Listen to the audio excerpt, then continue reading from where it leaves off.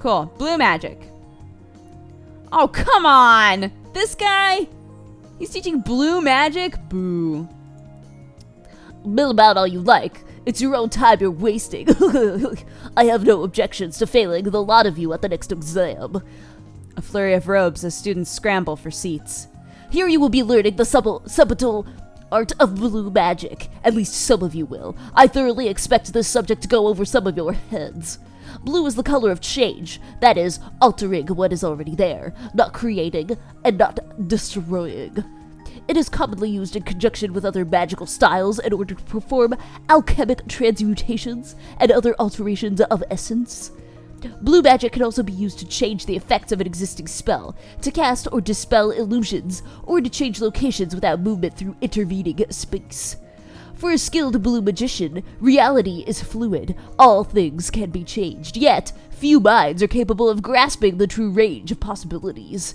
We'll see what you are worth. Ah, success!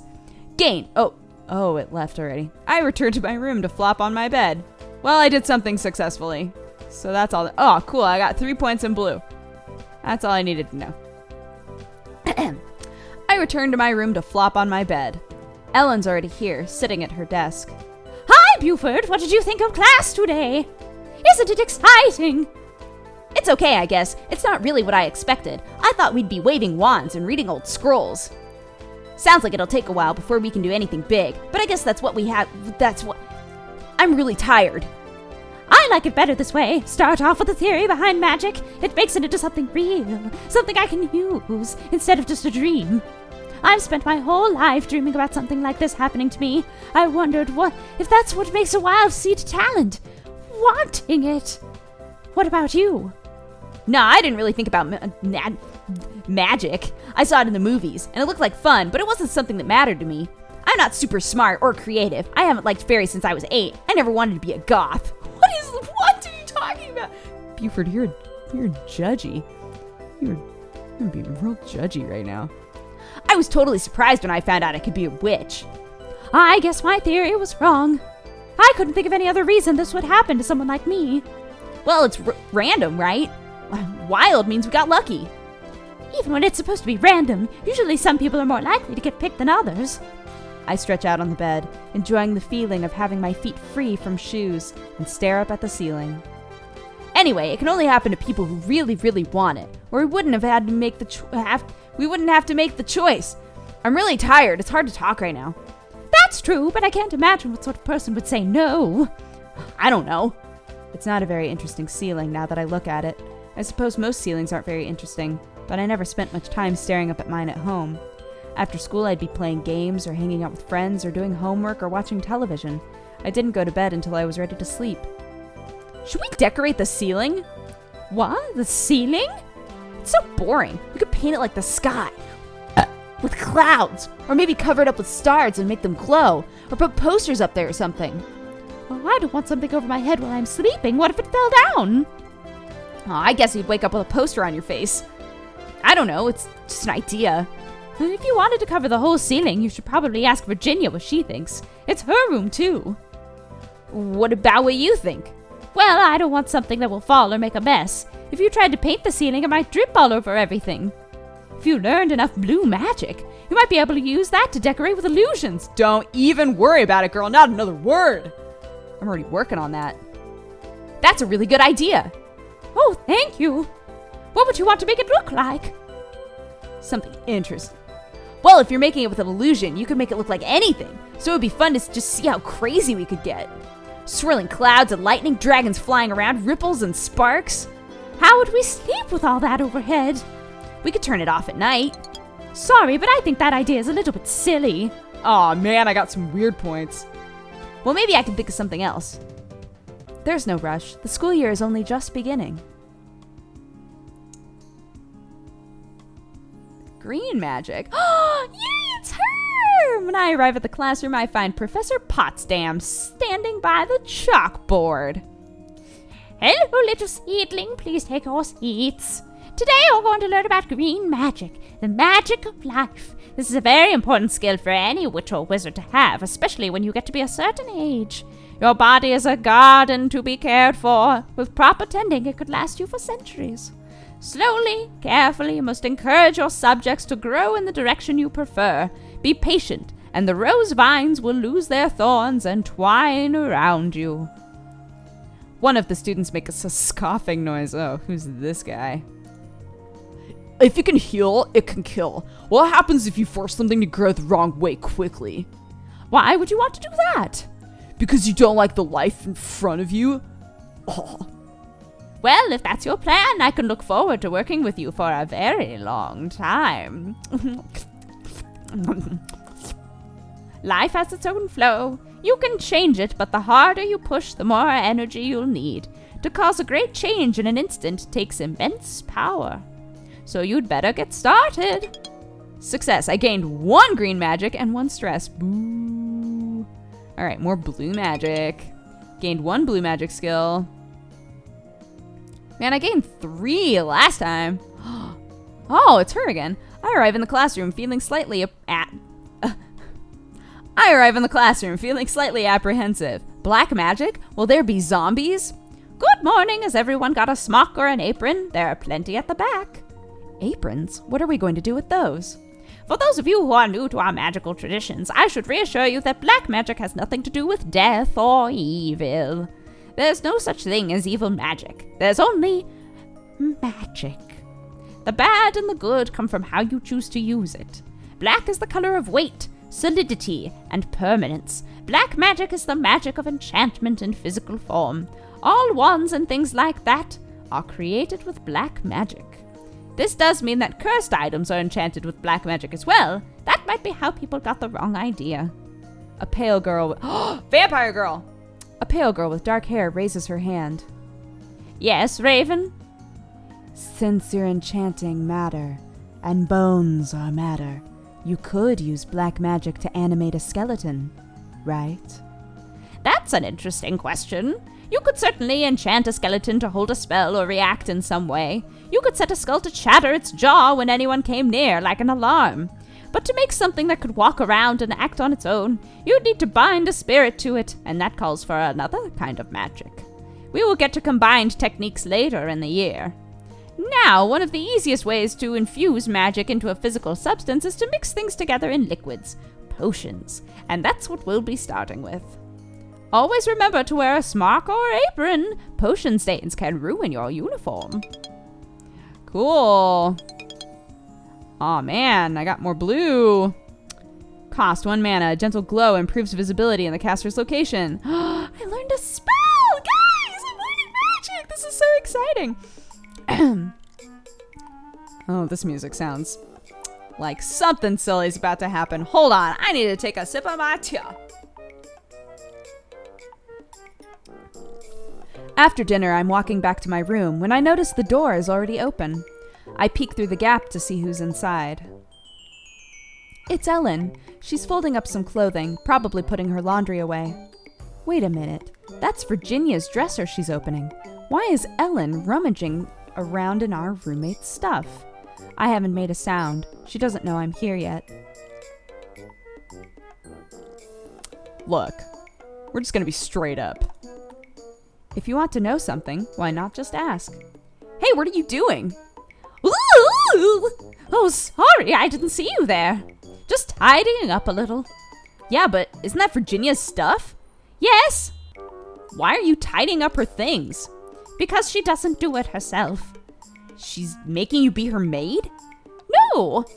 At this point, Virginia returns to our shared room. Hey guys, it's why are you making poor Ellen do just got out of class and I'm really tired. Why are you making poor Ellen into your slave? What? Oh, she's not! What's going on over here? I shake my head. I think I'm obviously confused about something. She saw me putting away some of your clothes. Oh, it was you that's been doing that? I'm sorry, I just hate messy rooms. No, it's my fault. I'm not very good at picking up after myself. Mom always does it for me at home. Still, I didn't think that it was too bad yet. We've only been here a week. Oh, I hate letting things be out of place. Makes me very nervous. I don't know if I can make things perfect all the time. We all have to live together for a year without driving each other crazy. How can we work this out?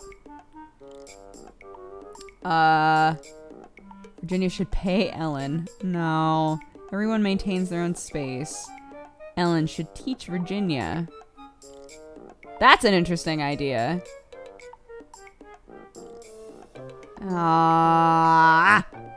You said you didn't know if you could keep things clean, but that's probably because you don't know how. If Ellen teaches you how to clean a room properly and gives you reminders, I'm sure you can do it. I suppose.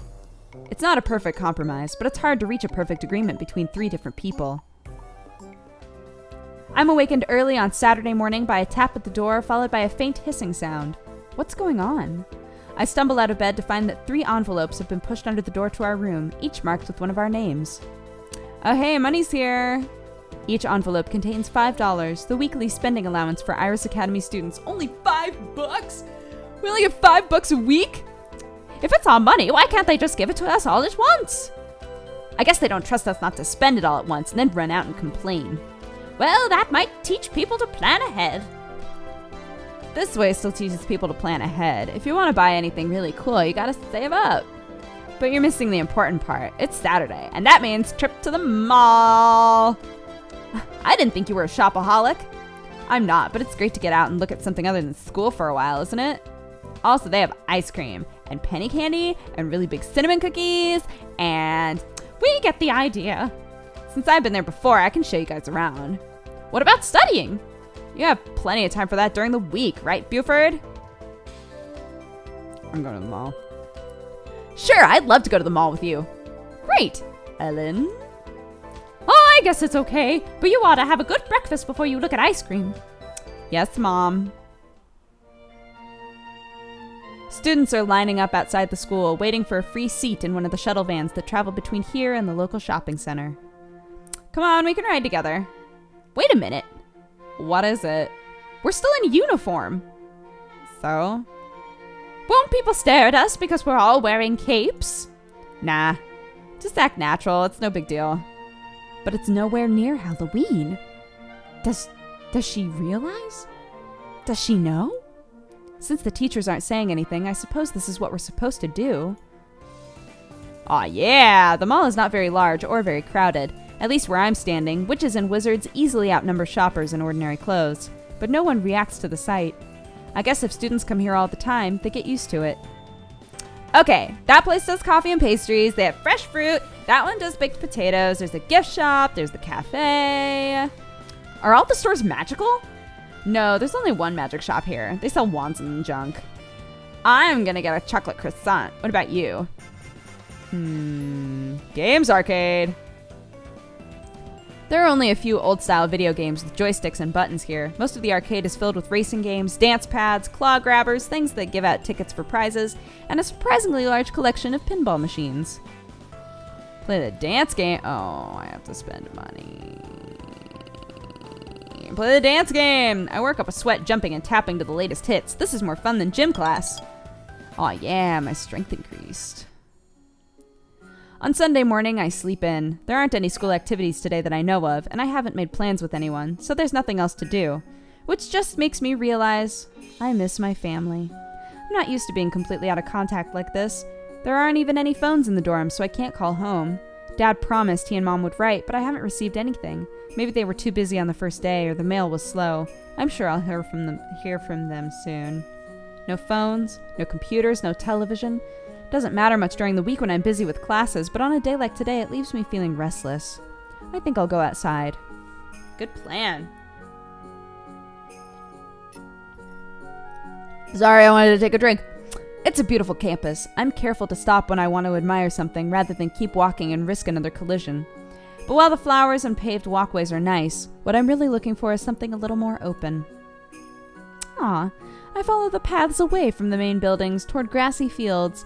We could play games out here if we borrowed some balls from the gym. I wonder if Virginia was serious about starting a sports team. Hey, I think I see her up ahead. She's talking to someone I don't know. I hurry to catch up. I don't know why, but this looks like a man to me. I know that it shouldn't. Like, it screams girl, but it just looks like a dude. Oh, okay. Mostly girls again this year, isn't it? Yeah, both my roommates are. I pause in mid-step. What is she talking about? Me and Ellen?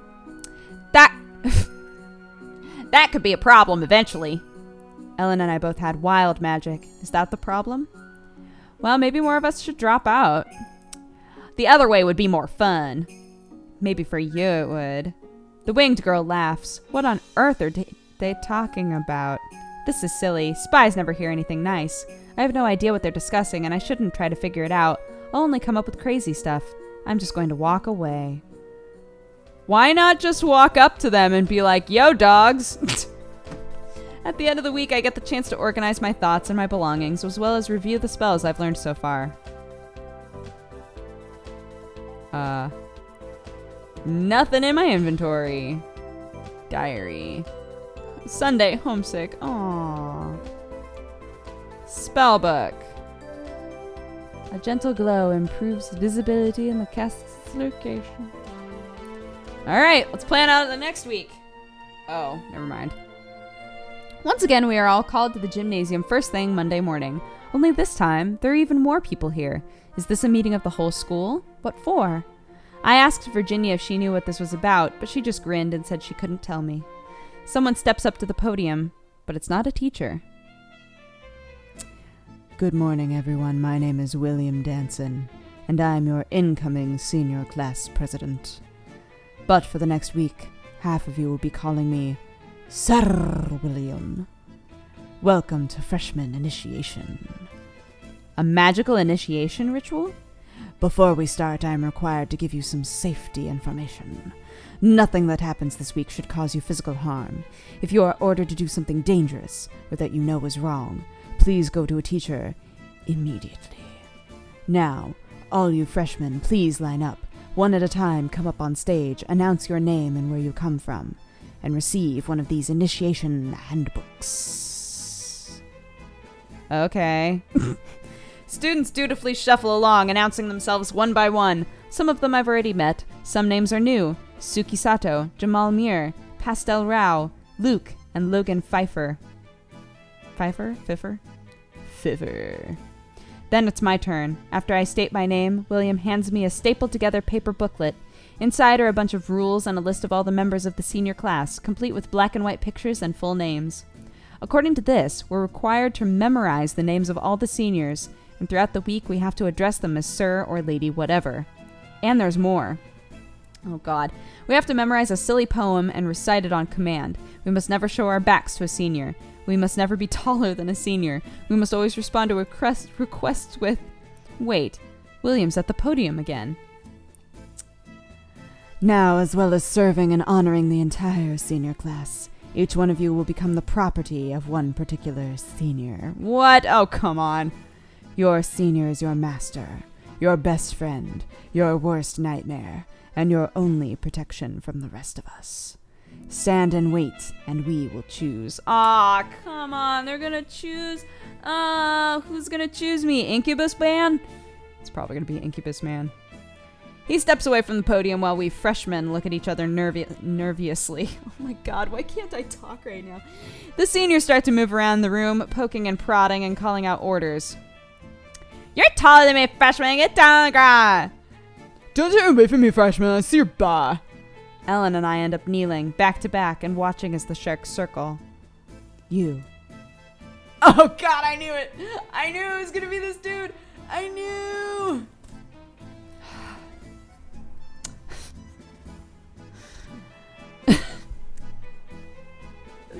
Why? I look up to see a strange boy standing over me. Very strange. Even Pastel, the girl with the fairy wings, looks mostly human.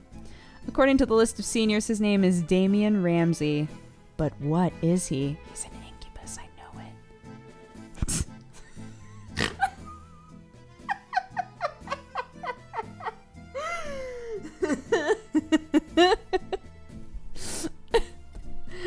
Buford McButts, I think you should be mine.